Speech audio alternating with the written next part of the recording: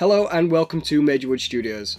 I'm Ryan Greenwood and today I'm going to be sharing with you my top tips on how to shoot more efficiently.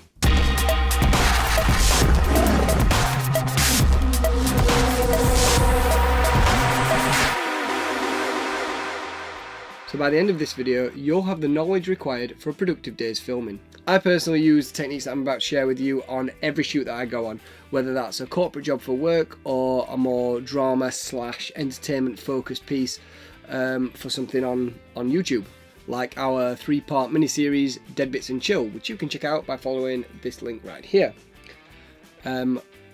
By using the techniques that I'm about to share with you, we were able to shoot 3 episodes in around 7 hours.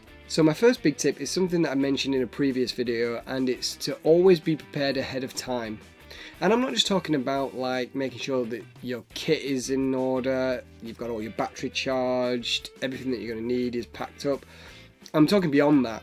I mean that you need to know exactly what you're shooting and whereabouts in the location you are wanting that to take place, which angle you're wanting your actors to come in from, or the blocking of that scene. And this preparation really breaks down into 2 things.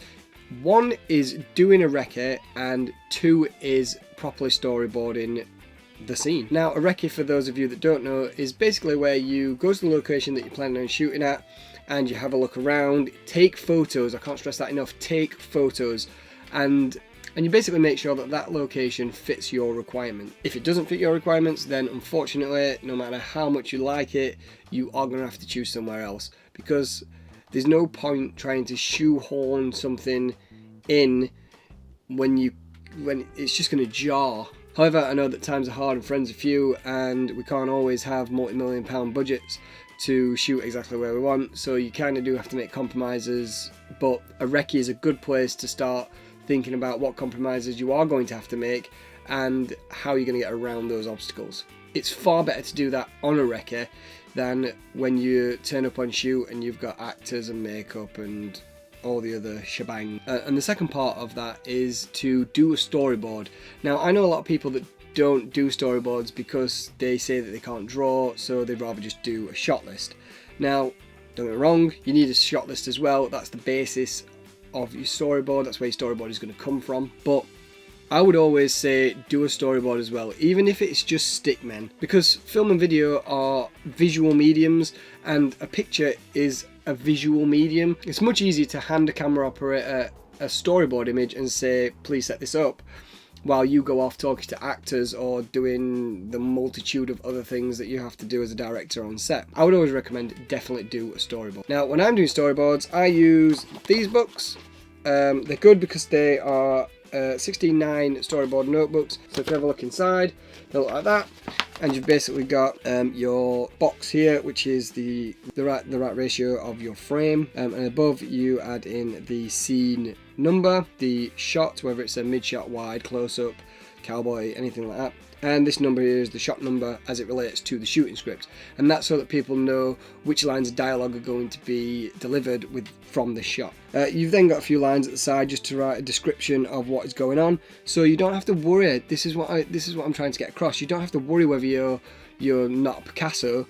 It doesn't have to be a great piece of artwork, because you can write in a more detailed description, and it's just as long as you get the basis of the angle that you're going for. I just feel it's so much easier. And not only that, but when you get all your shots together in the storyboard, once you've filled out all these squares, you can see then whether it's going to how it's going to cut together, and whether the eye lines match and stuff. So it's really I find it really helpful. I mean, just look. I mean you don't have to be a complete artist. So if I just draw, that's a mid shot of a guy with a gun, right? Yeah. Or mid shot of girl with a gun.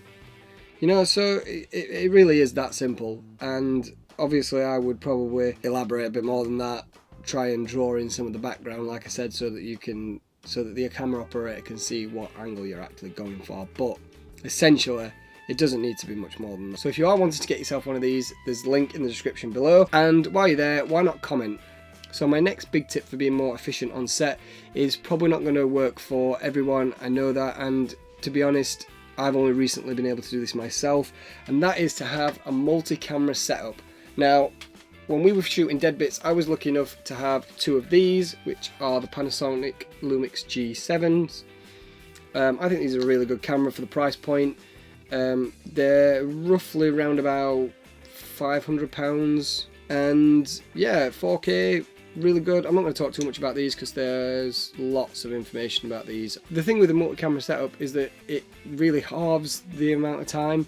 We were able to get a wide shot and a close-up of one of the characters at the same time, and then go in and get the other 2 close-ups at the same time as well. So whereas before, when I was just shooting with one camera, we would have to shoot all those as separate shots and run through that scene 4 times, we only had to run through that scene twice. So, like I say, half the amount of time, we were able to bash out 3 episodes in, like I said, roughly around 7 hours. And that's about it for this video. If you found it helpful, please like and leave a comment. Let me know your top tips for being more efficient. I'm always wanting to be more efficient and try and crack through as much stuff as I can, especially when we're shooting, because time is money and we don't have enough of either, do we? And if you haven't already, please consider subscribing. It would make my day. Not in sort of like a Dirty Harry way, but so all that's left to say is have a great day, and I will catch you in the next one. High five. If you'd like to see more videos like this, click here. Or if you'd like to see other content that we create, click here. And please, if you haven't already, subscribe by clicking here. Thanks.